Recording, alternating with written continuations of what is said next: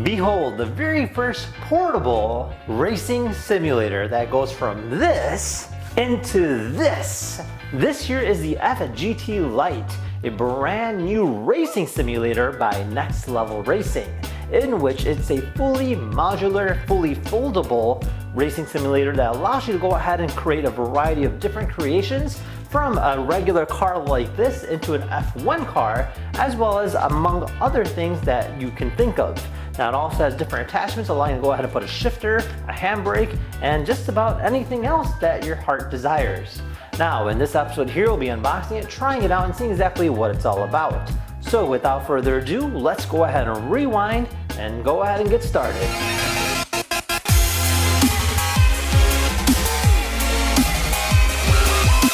Now the box itself looks really cool. It does showcase it on the front, what it comes with and how it kind of works. So you have these three different positions. One's a folded up version, one's a typical race car, and one's like an Indy F1 car. So it kind of gives you different variations of what it might feel like based on what you're driving. So this here's everything that you get. You have yourselves an instruction manual. Looks like a bracket to go ahead and mount on a shifter. And then lastly, your FGT LITE. Now it's already folded up, so it's kind of interesting to see how this kind of unfolds, literally unfolds, and create a simulator.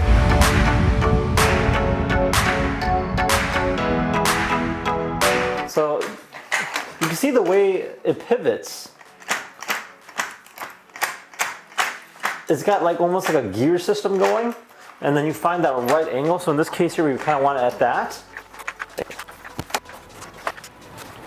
All right, so we're finally done, and overall it was kind of difficult, mainly because a lot of this does require some kind of prior knowledge before you go ahead and start doing everything. And they make it look so easy in the video, but in reality it is quite difficult. Now once you kind of get it set up, then it's pretty straightforward stuff. So you got to kind of rotate these like almost like puzzle pieces based on whichever way you need it. And then each particular joint has a locking mechanism. Now the way that works is quite interesting. So you just go ahead and lift this tab right here. This will go ahead and unlock that joint, and then you can go ahead and rotate a joint like that, and then you can go ahead and lock it in place, and now you cannot move this at all. So it's kind of cool on how that kind of works. Now the only issue with that is when you do this, it kind of opens up, and then when you lock it, it kind of squeezes it back into place. So if you by mistake put your hand somewhere or your finger somewhere, you might bruise yourself just like the way I did. Ah! Now what we do is we go ahead and set it up based on what it seems like it should be right, following the instructions of course, and you just lock it in place and you're ready to play. Now in terms of comfort goes, so the way it works is kind of interesting. So you just go ahead and sit down just like this. It's got like this netting kind of finish. It's very, very lightweight, but it does do the job quite well. So you take this bar right here and just kind of swing it over, and kind of like pivot and lock into place using a clip like that. So yeah, let's go ahead and try this out and play a quick game. I'm gonna play Project Cars 2 and see how this works out. So we'll go ahead and select this. We'll do a quick little race. We're using the Porsche 918. All right, let's see if we can beat these cars. And we're off. Shift. All right, so far they're pulling on me a little bit. Okay, I've got a brake. So the brake is quite responsive. The steering is very, very accurate, which is cool to see. I do have some force feedback coming. Okay, there you go. We got a little bit more. And the handling of this car is crazy. You can tell that there's a lot of torque in this car, which is insanely phenomenal.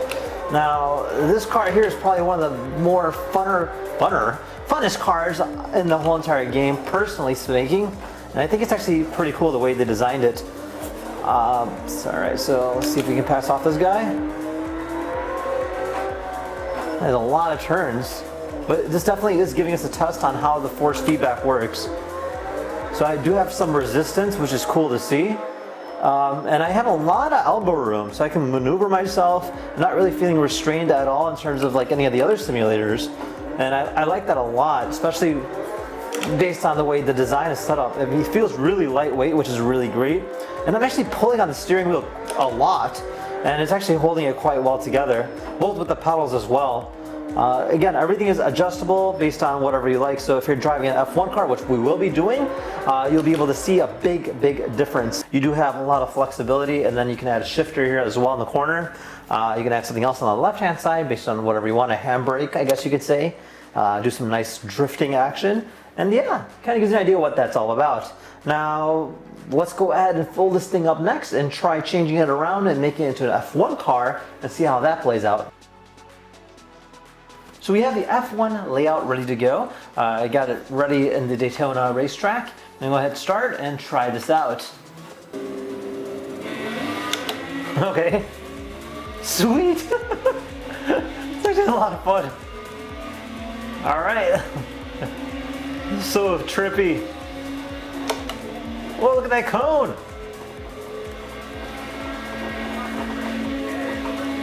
Come on. So, the driving position on this actually does make me feel like I'm sitting in a real F1 car. And you really do feel the vibrations, especially in this car. This is crazy. All right, let's catch up to these guys. This is kind of harder than it looks, guys. All right, I mean, we're just driving in a big circle, obviously. But you get the point. I mean, you can technically set this up for any car, F1, NASCAR, rally. I mean, the possibilities are pretty much up to you in terms of how you want to configure it. Obviously, it does take some idea to change it around, but it's not that complicated. We did it in a matter of a few minutes to change it over to this car. Oh my god! The vibrations on this is crazy. Alright, we're in 6th gear now, going at 220 miles per hour. We are topped out. That is the highest gear. And then if I crash, bah! Yeah. So there you guys have it.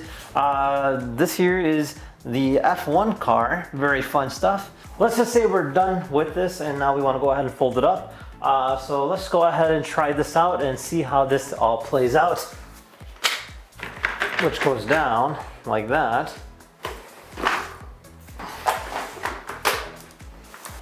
And there you guys have it.